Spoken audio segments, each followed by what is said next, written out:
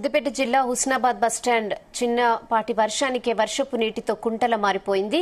Cargo సర్వీసుల centre వరద నీటిలో మునిగిపోయింది. దీంతో కార్గో సెంటర్లో ఉన్న వినియోగదారుల వస్తు సామాగ్రి వరద నీటిలో మునిగే ప్రమాదం ఉంది.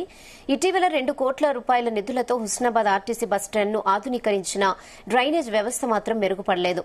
వర్షం పడితే వరద నీరు బయటకు వెళ్లిపోయేలా నిర్మాణాలు జరగలేదు. దీంతో బస్టాండ్కొస్తున్న ప్రయాణికులు వరద నీటిలో తీవ్ర ఇబ్బందులు పడుతున్నారు. కాంట్రాక్టర్ నిర్లక్ష్యంతోనే బస్టాండ్ ఆవరణలో వర్షపు నీరు నిలుస్తోందని ఆర్టీసీ అధికారులు అంటున్నారు.